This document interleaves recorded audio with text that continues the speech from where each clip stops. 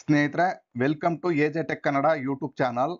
ಸ್ನೇಹಿತರೆ, ಈ ವಿಡಿಯೋದಲ್ಲಿ ಮಾಹಿತಿ ಏನಂದ್ರೆ, ಇಂಡಿಯನ್ ಪೋಸ್ಟ್ ಆಫೀಸ್ನಲ್ಲಿ ಸುಮಾರು 44,228 ಹುದ್ದೆಗಳಿಗೆ ಅರ್ಜಿನ ಕರೆದಿದ್ದಾರೆ. ಕಳೆದ 15ನೇ ತಾರೀಕಿನಿಂದ ಅರ್ಜಿ ಓಪನ್ ಆಗಿದೆ. ಸ್ನೇಹಿತರೆ, ನೀವು ಅರ್ಜಿನ ಹಾಕ್ಬೇಕು ಅನ್ಕೊಂಡಿದ್ರೆ ಯಾವ ರೀತಿ ಸೆಲ್ಫ್ ಆಗಿ ನಿಮ್ಮ ಮೊಬೈಲಲ್ಲೇ ರಿಜಿಸ್ಟ್ರೇಷನ್ ಮಾಡ್ಕೊಂಡು ಅಪ್ಲೈನ ಮಾಡಬೇಕು, ಹಾಗೇನೆ ಫೀಸ್ ಪೇಮೆಂಟ್ನ ಮಾಡಬೇಕು, ಹಾಗೇನೆ ನಿಮ್ಮ ಲಾಸ್ಟಲ್ಲಿ ಅಕ್ಲಾಜ್ಮೆಂಟ್ನ ಯಾವ ರೀತಿ ಡೌನ್ಲೋಡ್ ಮಾಡಬೇಕು ಅಂತೇಳಿ ಸ್ಟೆಪ್ ಬೈ ಸ್ಟೆಪ್ ನಾನು ಈ ವಿಡಿಯೋದಲ್ಲಿ ತಿಳಿಸ್ಕೊಡ್ತೀನಿ. ನೀವೇನಾದರೂ ಫಸ್ಟ್ ಟೈಮ್ ನಮ್ಮ ಚಾನಲ್ ನೋಡ್ತಾರೆ ದಯವಿಟ್ಟು ಸಬ್ಸ್ಕ್ರೈಬ್ ಮಾಡ್ಕೊಳ್ಳಿ, AJ tech Kannada YouTube channel ಅಂತ. ಸ್ನೇಹಿತರೆ, ಬನ್ನಿ ವಿಡಿಯೋನ ಮುಂದುವರ್ಸೋಣ. ಸ್ನೇಹಿತರೆ, ಮೊದಲಿಗೆ ನೀವು ಕೆಲವು ಪಾಯಿಂಟ್ಸ್ನ ತಿಳ್ಕೊಬೇಕಾಗತ್ತೆ. ನಾನು ಮೇನ್ ಪಾಯಿಂಟ್ಸ್ ಮಾತ್ರ ತೋರಿಸ್ಬಿಡ್ತೀನಿ, ಯಾಕಂದ್ರೆ ಅರ್ಜಿ ಹಾಕ್ಲಿಕ್ಕೆ ಟೈಮ್ ಆಗುತ್ತೆ. ಅದಕ್ಕೋಸ್ಕರ ಇಲ್ಲಿ ಮೊದಲನೇಗೆ ನೀವು ಭಾರತೀಯ ಅಂಚೆ ಇಲಾಖೆಯಿಂದ ಗ್ರಾಮೀಣ ಡಾಕ್ ಸೇವಕ್ ಮತ್ತೆ ಬ್ರಾಂಚ್ ಪೋಸ್ಟ್ ಮಾಸ್ಟರ್ ಮತ್ತೆ ಅಸಿಸ್ಟೆಂಟ್ ಬ್ರಾಂಚ್ ಪೋಸ್ಟ್ ಮಾಸ್ಟರ್ ಅಂತೇಳಿ 3 ಹುದ್ದೆಗಳಿಗೆ ಅರ್ಜಿನ ಸುಮಾರು 44,000 ಪೋಸ್ಟ್ಗಳಿಗೆ ಕರೆದಿದ್ದಾರೆ. ಅದರಲ್ಲಿ ಸುಮಾರು 1940 ಪೋಸ್ಟ್ಗಳು ಕರ್ನಾಟಕಕ್ಕೆ ಮೀಸಲಾಗಿರ್ತದೆ. ನಂತರ ನೀವು ಏನೇನು ಕ್ರೈಟೀರಿಯಾ ಬೇಕು, SSLC ಪಾಸ್ ಆಗಿರ್ಬೇಕಾಗ್ತದೆ. ಅದ್ರ ಜೊತೆಗೆ ಅರ್ಜಿ ಹಾಕುವವರು ಆಯಾ ರಾಜ್ಯದ ಅಧಿಕೃತ ಭಾಷೆಯನ್ನು ಓದಲು ಬರೆಯಲು ಬೇಕು. ಈಗ ಕರ್ನಾಟಕ ಆಗಿದ್ರೆ ಕನ್ನಡ ಮಾತಾಡಲು ಪಕ್ಕ ತಿಳಿದಿರ್ಬೇಕಾಗ್ತದೆ. ನಂತರ ಬೇಸಿಕ್ ಕಂಪ್ಯೂಟರ್ ನಾಲೆಡ್ಜು ಮ್ಯಾಂಡೇಟರಿ ಆಗಿ ಬೇಕಾಗುತ್ತೆ. ಹಾಗೇನೆ ಅರ್ಜಿ ಸಲ್ಲಿಸಲು ನಿಗದಿಪಡಿಸಿದ ದಿನಾಂಕ 5/8/2024 ಅಭ್ಯರ್ಥಿಗಳಿಗೆ ಕನಿಷ್ಠವಾಗಿ 18 ವರ್ಷ ತುಂಬಿರ್ಬೇಕಾಗ್ತದೆ. ಅರ್ಜಿ ಹಾಕುವ ಲಾಸ್ಟ್ ಡೇಟ್ಗೆ ಅಭ್ಯರ್ಥಿಯ ವಯಸ್ಸು 18 ವರ್ಷ ಆಗಿರ್ಬೇಕಾಗ್ತದೆ. ಮತ್ತೆ ಗರಿಷ್ಠ ವಯೋಮಿತಿ 40 ವರ್ಷ ಮೀರಿರಬಾರ್ದು. ಅಭ್ಯರ್ಥಿಗಳು ಅಭ್ಯರ್ಥಿಗಳು ಅರ್ಜಿ ಹಾಕ್ಬೋದು. ಅದರಲ್ಲಿ ಪರಿಶಿಷ್ಟ ಜಾತಿ ಮತ್ತೆ ಪರಿಶಿಷ್ಟ ಪಂಗಡದ ಅಭ್ಯರ್ಥಿಗಳಿಗೆ 5 ವರ್ಷ ಸಡಿಲಿಕೆ ಇದೆ. ಮತ್ತೆ OBC ಅವರಿಗೆ 3 ವರ್ಷ ಸಡಿಲಿಕೆ ಇದೆ. ಒಂದ್ ವೇಳೆ ನೀವು ಏಜ್ ನ ಸಡಿಲಿಕೆ ಕೋರ್ತಾ ಇದ್ರೆ ನೀವು ಬೇಕಾದ್ರೆ ಹಾಕ್ಬೋದು ಸ್ನೇಹಿತರೆ. ನಂತರ ನಿಮ್ಗೆ ಲಾಸ್ಟ್ ತೋರಿಸ್ಬಿಡ್ತೀನಿ. ಆನ್ಲೈನ್ ಅಪ್ಲಿಕೇಶನ್ ಸಲ್ಲಿಸಲು ಕೊನೆಯ ದಿನಾಂಕ 5/8/2024 ಆಲ್ರೆಡಿ ಸ್ಟಾರ್ಟ್ ಆಗಿ 3 ಡೇಸ್ ಆಗಿದೆ. 15/7/2024 ಸಲ್ಲಿಕೆ ಆಗಿ ಆಲ್ರೆಡಿ ಸ್ಟಾರ್ಟ್ ಆಗಿದೆ. ನಂತರ ಕೆಲವು ಏನಾದ್ರು ತಪ್ಪಾಗಿರೋ ಮಾಹಿತಿಗಳು 6 ರಿಂದ 8 ಅಂದ್ರೆ ಬರೋ ತಿಂಗಳು 8ನೇ ತಿಂಗಳಲ್ಲಿ ನಿಮ್ಗೆ 2 ದಿವಸ ಟೈಮ್ ಕೊಡ್ತಾರೆ. ಅದ್ರೊಳಗೆ ನೀವು ಕರೆಕ್ಷನ್ ಮಾಡ್ಕೋಬಹುದು. ಅಪ್ಲಿಕೇಶನ್ ಶುಲ್ಕ ಬಂದು 100 ರೂಪಾಯಿ ಇರುತ್ತೆ. SC ST ಮತ್ತೆ ಟ್ರಾನ್ಸ್ಜೆಂಡರ್ ಅಭ್ಯರ್ಥಿಗಳಿಗೆ ಹಾಕೋ ಅಮೌಂಟ್ ಏನು ಕಟ್ಟಾಗಲ್ಲ. ಇನ್ನು ಅದರ್ಸ್ ಸ್ಟೂಡೆಂಟ್ಸ್ಗಳಿಗೆ ಅಮೌಂಟ್ 100 ರೂಪೀಸ್ ಪೇ ಮಾಡಬೇಕಾಗುತ್ತೆ. ನೀವು ಆನ್ಲೈನಲ್ಲಿ ಅರ್ಜಿ ಸಲ್ಲಿಸುವ ವಿಧಾನ ಹೇಗೆ, ಇಲ್ಲಿ ಕೆಳಗಡೆ ಕೊಟ್ಟಿದ್ದಾರೆ ಲಿಂಕ್ ನೋಡಿ. Indian post GDS online government.in ಅಂತ ಈ ವೆಬ್ಸೈಟ್ಗೆ ನೀವು ಲಾಗಿನ್ ಮಾಡಿದ್ರೆ ನಿಮ್ಗೆ ರಿಜಿಸ್ಟ್ರೇಷನ್ ಪೇಜ್ ಈ ರೀತಿ ಓಪನ್ ಆಗುತ್ತೆ. ನೀವು ಇಲ್ಲಿ ಬಂದು ಫಸ್ಟ್ ಟೈಮ್ ನೀವು ರಿಜಿಸ್ಟ್ರೇಷನ್ ಮಾಡ್ಕೋಬೇಕಾಗುತ್ತೆ. ಇಲ್ಲಿ ಸ್ಟೆಪ್ಗಳಿದೆ ನೋಡಿ. ನೋಟಿಫಿಕೇಶನ್ ಇದೆ. ನೋಟಿಫಿಕೇಶನ್ ಅಲ್ಲಿ ಇಲ್ಲಿ ಡಿಸ್ಕ್ರಿಪ್ಟಿವ್ ನೋಟಿಫಿಕೇಶನ್ ಅಂತ ಇದೆ. ಇದನ್ನ ಕ್ಲಿಕ್ ಮಾಡಿದ್ರೆ ನಿಮ್ಗೆ ಕೆಲವು ಕ್ರೈಟೀರಿಯಾಗಳು ಏನೇನು ಬೇಕು ಎಲ್ಲದ್ರ ಬಗ್ಗೆನೂ ಡೀಟೇಲ್ಸ್ ಸಿಗುತ್ತೆ. ಅದೇ ರೀತಿ ಫಸ್ಟ್ ಟೈಮ್ ನೀವು ರಿಜಿಸ್ಟ್ರೇಷನ್ ಮಾಡ್ಕೋಬೇಕಾಗತ್ತೆ. ನಂತರ ಅಪ್ಲೈ ಮಾಡಬೇಕಾಗತ್ತೆ. ನಂತರ ಫೀಸ್ ಪೇಮೆಂಟ್ ಮಾಡಬೇಕಾಗತ್ತೆ. ಸ್ನೇಹಿತರೆ, ನೀವು ಫಸ್ಟ್ ಟೈಮ್ ಅಪ್ಲೈ ಮಾಡ್ತಾ ಇದ್ದೀರಿ ಅಂದ್ರೆ ಸ್ಟೆಪ್ 1 ಬಂದು ನೀವು ಇಲ್ಲಿ ರಿಜಿಸ್ಟ್ರೇಷನ್ ಅನ್ನೋ ಕಾಲಮ್ನ ಕ್ಲಿಕ್ ಮಾಡಿದ್ರೆ ಈ ರೀತಿ ಬರುತ್ತೆ. ಇಲ್ಲಿ ನೀವು ರಿಜಿಸ್ಟ್ರೇಷನ್ ಮತ್ತೆ ಫರ್ಗೆಟ್ ರಿಜಿಸ್ಟ್ರೇಷನ್ ಅಂತ ಬರುತ್ತೆ. ನೀವು ರಿಜಿಸ್ಟ್ರೇಷನ್ ಕ್ಲಿಕ್ ಮಾಡ್ಕೊಳ್ಳಿ. ನೀವು ಆಲ್ರೆಡಿ ಏನಾದ್ರು ಸೆಂಟ್ರಲ್ ಗೌರ್ಮೆಂಟ್ ಜಾಬ್ಗೆ ಏನಾದ್ರು ಪೋಸ್ಟ್ ಆಫೀಸ್ಗೆ ಕಾಲ್ ಮಾಡಿದ್ರೆ ಫರ್ಗೆಟ್ ರಿಜಿಸ್ಟ್ರೇಷನ್ ಅಂದ್ರೆ ನಿಮ್ ರಿಜಿಸ್ಟ್ರೇಷನ್ ನಂಬರ್ ಸಿಗುತ್ತೆ. ಒಂದ್ ವೇಳೆ ನಿಮ್ಗೆ ಹೊಸದಾಗಿ ಆಗ್ತಿದ್ದೀರಿ ಅಂದ್ರೆ ನೀವು ಫಸ್ಟಾಗಿ ರಿಜಿಸ್ಟ್ರೇಷನ್ ಅಂತ ಕ್ಲಿಕ್ ಮಾಡಬೇಕಾಗುತ್ತೆ. ಸ್ನೇಹಿತರೆ, ನೆಕ್ಸ್ಟ್ ಈ ರೀತಿ ಇಂಟರ್ಫೇಸ್ ಬರುತ್ತೆ. ಇಲ್ಲಿ ನೀವು ಫಸ್ಟ್ ಫೋನ್ ನಂಬರ್ನ ಹಾಕಬೇಕಾಗುತ್ತೆ. ನೀವು ಫೋನ್ ನಂಬರ್ನ ಹಾಕಿ ವ್ಯಾಲಿಡೇಟ್ ಮಾಡಬೇಕಾಗುತ್ತೆ. ವೆಯ್ಟ್ ಮಾಡಿ, ನಾನು ಇಲ್ಲಿ ವ್ಯಾಲಿಡೇಟ್ ಮೊಬೈಲ್ ನಂಬರ್ ಅಂತ ಇದೆ ನೋಡಿ, ಇದನ್ನ ಕ್ಲಿಕ್ ಮಾಡಿದ್ರೆ ನಿಮ್ಮ ರಿಜಿಸ್ಟರ್ಡ್ ಮೊಬೈಲ್ಗೆ ಒಂದು OTP ಹೋಗುತ್ತೆ. ಸ್ನೇಹಿತರೆ, ಇಲ್ಲಿ ಸೆಂಡ್ ಆಗಿದೆ. ಇದನ್ನ OTP ನ ಈ ಬಾಕ್ಸ್ಗೆ ಹಾಕಬೇಕಾಗುತ್ತೆ. ವೆಯ್ಟ್ ಮಾಡಿ. OTP ಹಾಕಿ ಇಲ್ಲಿ ಪಕ್ಕದಲ್ಲಿ ಸಬ್ಮಿಟ್ OTP ಅಂತ ಇದೆ, ಅದನ್ನ ಕ್ಲಿಕ್ ಮಾಡಿದ್ರೆ ನಿಮ್ಮ OTP ವ್ಯಾಲಿಡೇಟ್ ಮಾಡಬೇಕಾಗುತ್ತೆ. ಈ ರೀತಿ ಮೊಬೈಲ್ ನಂಬರ್ ವ್ಯಾಲಿಡೇಟ್ ಸಕ್ಸಸ್ಫುಲಿ ಅಂತ ಬರುತ್ತೆ. ನಂತರ ನೀವು ನಿಮ್ಮ ಇಮೇಲ್ಗೂ ಕೂಡ ಸೇಮ್ ಆಸ್ ಇಟ್ ಇಸ್ ಅದೇ ರೀತಿ ವ್ಯಾಲಿಡೇಟ್ ಮಾಡಬೇಕಾಗುತ್ತೆ. ನಾನು ಇಮೇಲ್ ಮಾಡ್ತೀನಿ, ವೆಯ್ಟ್ ಮಾಡಿ. ಇಮೇಲ್ ಹಾಕಿದ್ಮೇಲೆ ವ್ಯಾಲಿಡೇಟ್ ಇಮೇಲ್ ಅಂತ ಕ್ಲಿಕ್ ಮಾಡಬೇಕಾಗುತ್ತೆ. ನಂತರ ನೀವು ಕೊಟ್ಟಿರ್ತಕ್ಕಂಥ ಇಮೇಲ್ ಐಡಿಗೆ ಒಂದು OTP ಸೆಂಡ್ ಆಗುತ್ತೆ, ಅದನ್ನ ಹಾಕಬೇಕಾಗುತ್ತೆ. ಇಮೇಲ್ ಬಂದಿರೋ OTP ಹಾಕಿ ನಾನು ಸಬ್ಮಿಟ್ ಮಾಡ್ತಾ ಇದ್ದೀನಿ. ನಂತರ ಈ ತರ ಇಮೇಲ್ ವ್ಯಾಲಿಡೇಟ್ ಸಕ್ಸಸ್ಫುಲಿ ಅಂತ ಬರುತ್ತೆ. ನಂತರ ಇದು 3ನೇ ಕಾಲಮ್ಗೆ applicant name as it is ನಿಮ್ಮ SSLC ಮಾರ್ಕ್ಸ್ ಕಾರ್ಡ್ ಅಲ್ಲಿ ಯಾವ ರೀತಿ ಇರುತ್ತೆ ಅದೇ ರೀತಿ ಹಾಕಬೇಕಾಗುತ್ತೆ.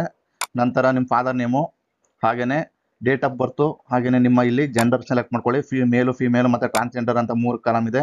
ಹಾಗೇನೆ ನೀವು ಇನ್ ಕೇಸ್ ಟ್ರಾನ್ಸ್ಜೆಂಡರ್ ಆಗಿತ್ತು ಅಂತಂದ್ರೆ ನಿಮಗೆ ಸಪ್ರೇಟ್ ಆಪ್ಷನ್ ಕೂಡ ಇಲ್ಲಿ ಟ್ರಾನ್ಸ್ಜೆಂಡರ್ ಸೆಲೆಕ್ಟ್ ಮಾಡ್ಕೊಂಡಿದ ನಂತರ ಅದರಲ್ಲಿ ತೃತೀಯ ಲಿಂಗಿಗಳಿಗೆ ಮತ್ತೊಂದು ಆಪ್ಷನ್ ಓಪನ್ ಆಗುತ್ತೆ. ನೀವು ಅದನ್ನ ಸೆಲೆಕ್ಟ್ ಮಾಡ್ಕೊಂಡು ಹಾಕಬೇಕಾಗುತ್ತೆ, ಮೆನ್ನ ವುಮೆನ್ ಅಂತ ಹೇಳಿ. ನೀವು ಒಂದ್ ವೇಳೆ ಮೇಲ್ ಫಿಮೇಲ್ ಆಗಿದ್ರೆ ಮೇಲ್ ಫಿಮೇಲ್ ಸೆಲೆಕ್ಟ್ ಮಾಡ್ಕೊಳ್ಳಿ. ತದನಂತರ ಕಮ್ಯುನಿಟಿ ಅಂತ ಕೇಳುತ್ತೆ. ಇಲ್ಲಿ ಇಂಪಾರ್ಟೆಂಟ್ ಆಗಿ ನೀವು ಯಾವ ಕ್ಯಾಸ್ಟ್ ಬರ್ತೀರಾ, OBC ಬರ್ತೀರಾ ಮತ್ತೆ UR ಬರ್ತೀರಾ, SC ST ಬರ್ತೀರಾ ನೋಡ್ಕೊಂಡು ಇಲ್ಲಿ ಸೆಲೆಕ್ಟ್ ಮಾಡ್ಕೊಳ್ಳಿ. ನಂತರ circle with secondary school passed, ನೀವು ಯಾವ ಸರ್ಕಲ್ ಅಲ್ಲಿ ಪಾಸ್ ಮಾಡಿದ್ದೀರಾ, ಕರ್ನಾಟಕನ ಯಾವಿದು ಅಂತ ಕೇಳುತ್ತೆ. ನೀವು ಕರ್ನಾಟಕ ಆಗಿದ್ರೆ ಕರ್ನಾಟಕ ಅಂತ ಸೆಲೆಕ್ಟ್ ಮಾಡ್ಕೊಳ್ಳಿ. ಕರ್ನಾಟಕ ಬೋರ್ಡಲ್ಲಿ ಪಾಸ್ ಆಗಿರ್ತೀರಾ. ಹಾಗೇನೆ ಯಾವ ವರ್ಷದಲ್ಲಿ ನೀವು SSLC ಪಾಸ್ ಆಗಿರ್ತೀರಾ ಅಂತ ಕೇಳಿರ್ತದೆ. ಮತ್ತೆ ಈ ರೀತಿ ನಿಮಗೆ ಕ್ಯಾಲೆಂಡರ್ ಓಪನ್ ಆಗುತ್ತೆ. ನಿಮಗೆ ಈ ಡೇಟ್ ಒಳಗೆ ನೀವು ಯಾವ ಡೇಟ್ ಅಲ್ಲಿ SSLC ಪಾಸ್ ಆಗಿದ್ದೀರಾ ಆ ಡೇಟ್ನ ನೀವು ಇಲ್ಲಿ ಚೂಸ್ ಮಾಡ್ಕೋಬೇಕಾಗತ್ತೆ. ನಂತರ ಕೆಳಗಡೆ ಇಲ್ಲಿ ಕಾಣ್ತಾ ಇರ್ತಕ್ಕಂಥ ಕ್ಯಾಪ್ಸ್ ಹಾಕಿ ಸಬ್ಮಿಟ್ ಮಾಡ್ತಾ ಇದ್ದೀನಿ. ಸಬ್ಮಿಟ್ ಮಾಡಿದ ನಂತರ ನಂತರ ಈ ರೀತಿ prestige of registration is completed ಅಂತ ಒಂದು ಪಾಪಪ್ ಬರುತ್ತೆ, ನೀವು ಓಕೆ ಅಂತ ಮಾಡಬೇಕಾಗುತ್ತೆ. ನಂತರ ಇಲ್ಲಿ ಕೆಳಗಡೆ ಸ್ಕ್ರೋಲ್ ಮಾಡ್ಕೊಂಡು ಬನ್ನಿ.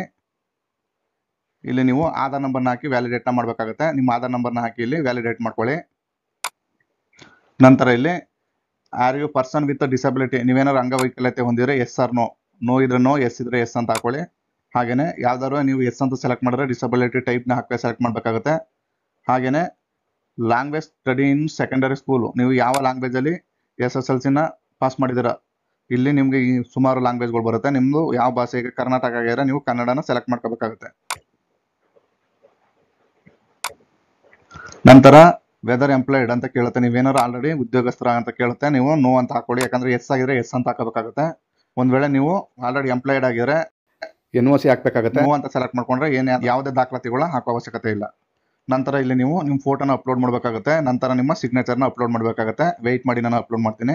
ನೀವು ಅಪ್ಲೋಡ್ ಮಾಡೋಕ್ಕಿಂತ ಮೊದಲು ನಿಮ್ಮ ಫೈಲ್ಗಳು JPG ಫಾರ್ಮ್ಯಾಟಲ್ಲಿ ಇರಬೇಕಾಗುತ್ತೆ, ಮತ್ತೆ 50 KB ಗಿಂತ ಕಮ್ಮಿ ಇರಬೇಕಾಗುತ್ತೆ, ಮತ್ತೆ 200 DPI ಇರಬೇಕಾಗುತ್ತೆ ಪಿಕ್ಸಲ್ಲು. ನೀವು ಅದನ್ನ ಎಲ್ಲ ಸೆಟ್ ಮಾಡಿಕೊಂಡು ನೀವು ಸ್ಕ್ಯಾನ್ ಮಾಡಿ ಇಟ್ಕೊಳ್ಳಿ. ನಂತರ ಅಪ್ಲೋಡ್ ಮಾಡಿ. ಆ ರೀತಿ ನಿಮ್ಮ ಫೋಟೋ ಸೈಜು 50 KB, ಅದೇ ರೀತಿ ನಿಮ್ಮ ಸಿಗ್ನೇಚರ್ ಸೈಜು ಬಂದು 20 KB ಇರಬೇಕಾಗುತ್ತೆ, JPG ಫಾರ್ಮ್ಯಾಟ್ ಇರಬೇಕಾಗುತ್ತೆ. ನೀವು ಆ ರೀತಿ ಸೆಟ್ ಮಾಡಿಕೊಂಡು ಇಲ್ಲಿ ನೀವು ಅಪ್ಲೋಡ್ನ ಮಾಡಬೇಕಾಗುತ್ತೆ. ಅಪ್ಲೋಡ್ ಮಾಡಿದ ನಂತರ ಇಲ್ಲಿ ಕೆಳಗಡೆ ಸಬ್ಮಿಟ್ ಅಂತ ಮಾಡಿ. ನಂತರ ಈ ರೀತಿ ಒಂದು ಪ್ರಿವ್ಯೂ ಬರುತ್ತೆ. ನೀವು ಒಂದು ವೇಳೆ ಏನಾದ್ರು ತಪ್ಪಾಗಿ ನೀವು ಎಂಟ್ರಿ ಮಾಡಿದರೆ ನೀವು ಕ್ಯಾನ್ಸಲ್ ಬೇಕಾದ್ರೂ ಮಾಡಿ ಮತ್ತೆ ನೀವು ರೀ ಎಂಟ್ರಿ ಮಾಡ್ಬೋದು. ಒಂದು ವೇಳೆ ನೀವು ಇಲ್ಲಿ ಕನ್ಸಲ್ ಬಾಕ್ಸ್ನ ಕ್ಲಿಕ್ ಮಾಡಿ ಎಲ್ಲ ಕರೆಕ್ಟ್ ಆಗಿತ್ತು ಅಂತಂದರೆ ನೀವು ಸಬ್ಮಿಟ್ನ ಬೇಕಾದ್ರೆ ಮಾಡ್ಬೋದು. ಇವಾಗ ನಂದು ಎಲ್ಲ ಕರೆಕ್ಟ್ ಆಗಿದೆ, ನಾನು ಸಬ್ಮಿಟ್ನ ಮಾಡ್ತಾ ಇದ್ದೀನಿ. ನೆಕ್ಸ್ಟ್ ಈ ರೀತಿ dear candidate your registration has been completed successfully ಅಂತ ಹೇಳಿ ಒಂದು ರಿಜಿಸ್ಟ್ರೇಷನ್ ನಂಬರ್ ಜನರೇಟ್ ಆಗುತ್ತೆ. ಅದು ನಿಮ್ಮ ಮೊಬೈಲ್ಗೂ ಕೂಡ ಬರುತ್ತೆ. ನೀವು ಇದನ್ನು ಕಾಪಿ ಮಾಡಿ ಇಟ್ಕೊಳ್ಳಿ, ಯಾಕಂದರೆ ಮುಂದೆ ಬೇಕಾಗುತ್ತೆ. ಅದನ್ನು ಕಾಪಿ ಮಾಡಿಕೊಂಡಿದ ನಂತರ ನೀವು ಕೆಳಗಡೆಯಲ್ಲಿ ಕಂಟಿನ್ಯೂ ಟು ಅಪ್ಲೈ ಅಂತ ಮಾಡಬೇಕಾಗುತ್ತೆ. ನಂತರ ಈ ರೀತಿ ಬರುತ್ತೆ. ಆಟೋಮೆಟಿಕ್ಕಾಗಿ ನಿಮ್ಮದು ಅಪ್ಲಿಕೇಶನ್ ರಿಜಿಸ್ಟ್ರೇಷನ್ ನಂಬರು ಆಟೋಮೆಟಿಕ್ಕಾಗಿ ಕಾಲ ಮೇಲೆ ಕೂತ್ಕೊಳ್ಳುತ್ತೆ. ಇಲ್ಲಿ ನೀವು ಸರ್ಕಲ್ನ ಸೆಲೆಕ್ಟ್ ಮಾಡ್ಕೋಬೇಕಾಗುತ್ತೆ. ಸರ್ಕಲ್ ಅಂದರೆ ನಿಮ್ಮದು ಯಾವ ರಾಜ್ಯ ಅದನ್ನು ಸೆಲೆಕ್ಟ್ ಮಾಡ್ಕೊಳ್ಳಿ. ನಂತರ ಇಲ್ಲಿ ನೀವು ಸಬ್ಮಿಟ್ನ ಮಾಡಬೇಕಾಗುತ್ತೆ. ನಂತರ ಒಂದು ರಿಜಿಸ್ಟ್ರೇಷನ್ ಮೊಬೈಲ್ಗೆ ನಿಮ್ಮದು ಒಂದು OTP ಬರುತ್ತೆ, ಆ OTPನ ಹಾಕಬೇಕಾಗುತ್ತೆ. OTPನ ಹಾಕಿದ ನಂತರ ಇಲ್ಲಿ ಕೆಳಗೆ ಕಾಣ್ತಿರೋ ಕ್ಯಾಪ್ಷನ್ನ ಫಿಲ್ ಮಾಡಿ ಸಬ್ಮಿಟ್ನ ಮಾಡಬೇಕಾಗುತ್ತೆ. ಕ್ಯಾಪ್ಸ್ ಹಾಕಿದ ನಂತರ ನಾನು ನೆಕ್ಸ್ಟ್ ಅಂತ ಮಾಡ್ತಾ ಇದ್ದೀನಿ. ನಂತರ ಈ ರೀತಿ ನೆಕ್ಸ್ಟ್ ಪೇಜ್ ಓಪನ್ ಆಗುತ್ತೆ. ಇಲ್ಲಿ ನೀವು ಆಟೋಮೆಟಿಕ್ಕಾಗಿ ನಿಮ್ಮ ಹೆಸರು, ಹಾಗೆ ನಿಮ್ಮ ರಿಜಿಸ್ಟ್ರೇಷನ್ ನಂಬರು, ಹಾಗೆ ನಿಮ್ಮ ಡೇಟ್ ಆಫ್ ಬರ್ತು, ನಿಮ್ಮ ಫಾದರ್ ನೇಮ್ ಎಲ್ಲ ತಗೊಂಡಿರುತ್ತೆ. ಕೆಳಗಡೆ ನೀವು ಇಲ್ಲಿ ಅಡ್ರೆಸ್ ಡೀಟೇಲ್ಸ್ನ ಫಿಲ್ ಮಾಡಬೇಕಾಗುತ್ತೆ. ಇಲ್ಲಿ ನಿಮಗೆ ಎರಡು ರೀತಿ ಬರುತ್ತೆ, ಒಂದು ಕಮ್ಯುನಿಕೇಶನ್ ಅಡ್ರೆಸ್ ಮತ್ತೆ ಒಂದು ಪರ್ಮನೆಂಟ್ ಅಡ್ರೆಸ್ ಅಂತ ಎರಡು ರೀತಿ ಬರುತ್ತೆ. ನೀವು ವಾಸ ಮಾಡೋ ಸ್ಥಳ ಮತ್ತೆ ನೀವು ಇರ್ತಕ್ಕಂಥ ಸ್ಥಳ ಬೇರೆ ಬೇರೆ ಇತ್ತು ಅಂದರೆ ನೀವು ಎರಡನ್ನೂ ಕೂಡ ಸಪ್ರೇಟಾಗಿ ಫಿಲ್ ಮಾಡಬೇಕಾಗುತ್ತೆ. ಇಲ್ಲಿ ಮೊದಲಿಗೆ ನೀವು ಡೋರ್ ನಂಬರ್ನ ಹಾಕಿ, ನಂತರ ಇಲ್ಲಿ ನಿಮ್ಮ ಸ್ಟ್ರೀಟು, ಹಾಗೆಯೇ ನಿಮ್ಮ ಸಿಟಿ ಆರ್ ವಿಲೇಜು, ಹಾಗೆಯೇ ನಿಮ್ಮದು ಪಂಚಾಯತು, ಮಂಡಲ, ಡಿಸ್ಟಿಕ್ಕು, ನಂತರ ಇಲ್ಲಿ ಪಿನ್ ಕೋಡು ಇಷ್ಟನ್ನು ಹಾಕಬೇಕಾಗುತ್ತೆ. ಹಾಕಿದ ನಂತರ ನಿಮ್ಮದು ಪರ್ಮನೆಂಟ್ ಅಡ್ರೆಸ್ಸು ಸೇಮ್ ಇತ್ತು ಅಂದರೆ ನೀವು ಇಲ್ಲಿ ಸೇಮ್ ಟು ಕಮ್ಯುನಿಕೇಷನ್ ಅಡ್ರೆಸ್ ಅಂತ ಟಿಕ್ ಬಾಕ್ಸ್ನ ಕ್ಲಿಕ್ ಮಾಡಿದ್ರೆ ಇಲ್ಲಿರ್ತಕ್ಕಂಥ ಅಡ್ರೆಸ್ ಬಂದು ಆಟೋಮೆಟಿಕ್ಕಾಗಿ ಈ ಕಡೆ ಸ್ಟೆಚ್ ಆಗುತ್ತೆ. ನಂತರ ಸ್ನೇಹಿತರೆ ಇಲ್ಲಿ year of passing secondary school ಅಂತ ಬರುತ್ತೆ, ಇಲ್ಲಿ 2006 ಅಂತ ಇರುತ್ತೆ. ಸೆಲೆಕ್ಟ್ ಬೋರ್ಡ್ ಅಂತ ಕೇಳುತ್ತೆ, ಇಲ್ಲಿ ಸುಮಾರು ಆಪ್ಷನ್ಗಳು ಬರುತ್ತೆ. ಇಲ್ಲಿ ಕರ್ನಾಟಕ ಸೆಕೆಂಡರಿ ಎಕ್ಸಾಮಿನೇಷನ್ ಬೋರ್ಡ್ ಅಂತ ಬರುತ್ತೆ, ಅದನ್ನು ಸೆಲೆಕ್ಟ್ ಮಾಡ್ಕೊಳ್ಳಿ. ನಂತರ ಸೆಲೆಕ್ಟ್ ದ ರಿಸಲ್ಟ್ ಟೈಪ್ ಅಂತ ಕೇಳುತ್ತೆ, ಇಲ್ಲಿ ಮಾರ್ಕ್ಸ್ ಅಂತ ಸೆಲೆಕ್ಟ್ ಮಾಡ್ಕೋಬೇಕಾಗತ್ತೆ. ನಂತರ ಇಲ್ಲಿ ನಿಮ್ಮ ಮಾರ್ಕ್ಸ್ ಶೀಟ್ನ ಫಿಲ್ ಮಾಡಬೇಕಾಗತ್ತೆ. ನಾನು ಒಂದೊಂದಾಗಿ ತೋರಿಸ್ತೀನಿ. ಇಲ್ಲಿ ಫಸ್ಟ್ ಸಬ್ಜೆಕ್ಟ್ ಬಂದು ಸೆಲೆಕ್ಟ್ ದ ಸಬ್ಜೆಕ್ಟ್ ಅಂತ ಕೇಳುತ್ತೆ, ನಿಮ್ದು ಇಲ್ಲಿ ಕನ್ನಡ ಅಂತ ಸೆಲೆಕ್ಟ್ ಮಾಡ್ಕೊಳ್ಳಿ. ನಂತರ ಸೆಕೆಂಡ್ ಸಬ್ಜೆಕ್ಟ್ ಬಂದು ಇಂಗ್ಲೀಷ್ ಅಂತ ಸೆಲೆಕ್ಟ್ ಮಾಡ್ಕೊಳ್ಳಿ. ಮತ್ತು ಮೂರನೇ ಸಬ್ಜೆಕ್ಟ್ ಬಂದು ನಿಮ್ಮದು ಹಿಂದಿ ಅಂತ ಸೆಲೆಕ್ಟ್ ಮಾಡ್ಕೋಬೇಕಾಗತ್ತೆ. ಇದು ಸೆಲೆಕ್ಟ್ ಮಾಡ್ಕೊಂಡಿದ ನಂತರ ನೀವು ಇಲ್ಲಿ ಕಾಲಮಲ್ಲಿ ತೋರಿಸ್ತಾ ಇರ್ತಕ್ಕಂಥ ಸಬ್ಜೆಕ್ಟ್ ಮಾರ್ಕ್ಸ್ನ ಇಲ್ಲಿ ಹಾಕಬೇಕಾಗತ್ತೆ. ಇಲ್ಲಿ ಸೈನ್ಸು ಸಪೋಸು ಎಷ್ಟಿದೆ ಅಷ್ಟು ಹಾಕಿ, ಹಾಗೆಯೇ ಕನ್ನಡ ಎಷ್ಟಿದೆ, ಹಾಗೆಯೇ ಮ್ಯಾಥ್ಸ್ ಎಷ್ಟಿದೆ, ಆ ರೀತಿ ನಿಮ್ಮದು ಎಲ್ಲ ಸ್ಕೋರ್ನು ಇಲ್ಲಿ ಫಿಲ್ ಮಾಡಬೇಕಾಗತ್ತೆ. ನೋಡಿ, ನಾನು ಎಲ್ಲ ಇದನ್ನು ಫಿಲ್ ಮಾಡಿದೆ. ನಂತರ ಇಲ್ಲಿ ಸೇವ್ ಆ್ಯಂಡ್ ಕಂಟಿನ್ಯೂ ಅಂತ ಮಾಡ್ತಾ ಇದ್ದೀನಿ. ನೀವು ಇಲ್ಲೇನು CGPA ಸ್ಕೋರ್ ಏನು ಹಾಕಬೇಕಾದ ಅವಶ್ಯಕತೆ ಇಲ್ಲ. ಸೇವ್ ಆ್ಯಂಡ್ ಕಂಟಿನ್ಯೂ ಅಂತ ಮಾಡಿ. ನಂತರ ಈ ರೀತಿ ನೆಕ್ಸ್ಟ್ ಪೇಜ್ ಓಪನ್ ಆಗುತ್ತೆ. ಇಲ್ಲಿ ನೀವು select the division apply for ಅಂತ, ನೀವು ಯಾವ ಡಿವಿಷನ್ಗೆ ಹಾಕ್ತಿದ್ದೀರಾ ಅಂತ ಕೇಳುತ್ತೆ. ನೀವು ಇಲ್ಲಿ ನಿಮ್ಮ ಜಿಲ್ಲಾವಾರು ಡಿವಿಷನ್ಗಳು ಶೋ ಆಗುತ್ತೆ. ನಿಮ್ಮದು ಯಾವುದು ಹತ್ತಿರ ಇದೆ ಅದನ್ನು ಸೆಲೆಕ್ಟ್ ಮಾಡ್ಕೊಳ್ಳಿ. ನಿಮ್ಮ ಪ್ರಿಫರೆನ್ಸ್ ಎಲ್ಲಿ ಕೊಡ್ತೀರಾ ಆ ಜಿಲ್ಲೆನ ಸೆಲೆಕ್ಟ್ ಮಾಡ್ಕೋಬೇಕಾಗುತ್ತೆ. ಈಗ ನಾನು ಸಪೋಸ್ ಮೈಸೂರನ್ನ ಸೆಲೆಕ್ಟ್ ಮಾಡ್ಕೊತಾ ಇದ್ದೀನಿ. ನಂತರ ಇಲ್ಲಿ ಮೈಸೂರಲ್ಲಿ ಇರ್ತಕ್ಕಂಥ ಒಟ್ಟು ಪೋಸ್ಟ್ ಆಫೀಸ್ಗಳು ಇಲ್ಲಿ ಶೋ ಆಗ್ತವೆ ಸ್ನೇಹಿತರೆ. ಇಲ್ಲಿ ನೀವು ನೋಡ್ಬೋದು, ಸುಮಾರು ಒಂದು ಪೇಜಲ್ಲಿ 10 ಅಂತ ಇದ್ರೆ 3 ಪೇಜ್ ತೋರಿಸುತ್ತೆ. ಇಲ್ಲಿ ಅಂದರೆ ಒಟ್ಟು 26 ಇದೆ. 26ನ ನೀವು ಸೆಲೆಕ್ಟ್ ಮಾಡ್ಕೋಬೇಕಾಗತ್ತೆ.